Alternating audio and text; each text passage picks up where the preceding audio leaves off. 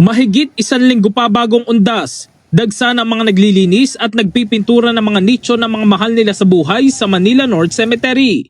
Bukod kasi sa hanggang October 26 lamang ang itinakdang araw para sa paglilinis ng mga puntod, maaga naghahanda ang iba para makaiwas sa dagsa ng mga bibisita. Ang Manila North Cemetery ang isa sa pinakamalaki at pinakamatandang sementeryo sa bansa kung saan milyon-milyon ang bumibisita taon-taon.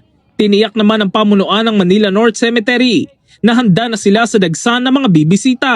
Sasabi namin, all set na kami kasi nakapag-spalto na kami ng mga kalye, yung mga streets, nakapag-paint na kami ng mga gutters, nagkaroon na kami ng interagency meeting na makakasama namin dito kagaya yung mga pulis. Bukod sa mga pulis, meron ding force multiplier, medical team at fire trucks na nakastandby sa sementeryo. Inaasahan kasi na nasa milyon ang dadagsa sa undas lalo na sa November 1. So as expected, ganun pa rin, milyon pa rin yung na-expect namin na darating ngayong taon. Kaya talagang full force pa rin po yung mga naka-assign dito na makakasama natin kagaya ng mga pulis, yung mga traffic. Ayon pa sa pamunuan, kakaunti na lamang ang dapat ayusin sa sementeryo gaya ng paglalagay ng mga ilaw sa mga poste pero kanila na itong sinimulan. Bukas ang sementeryo mula October 30 hanggang November 3 mula alas 5 ng umaga hanggang alas 7 ng gabi, hindi kagaya ng isang taon na hanggang alas 5 ng hapon lamang. Gaya ng dati, ipinagbabawal pa rin ang pagdadala ng mga patalim, alak, sound system, mga alagang hayop gaya ng aso't pusa. Bawal rin ng flammable materials, sigarilyo at lighter kaya paalala ng pamunuan. Sundin lang po natin yung ating mga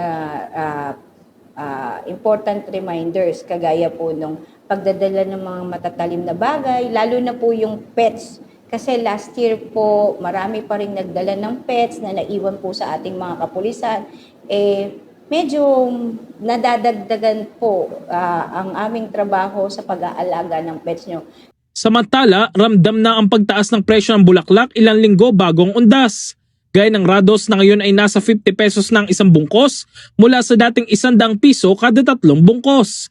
Mabibili naman ang flower arrangement mula sa 150 pesos hanggang 300 pesos.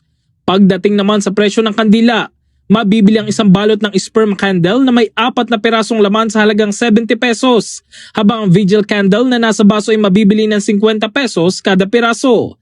Sa ngayon ay maayos ang bentahan ng mga bulaklak at kandila, pero inaasahan ng mga nagtitinda na masisigla ang bentahan pagdating ng October 29. In the heart of changing lives, ito si Brigada Jigo Custodio ng 105.1 Brigada News of Manila, The Music News Authority.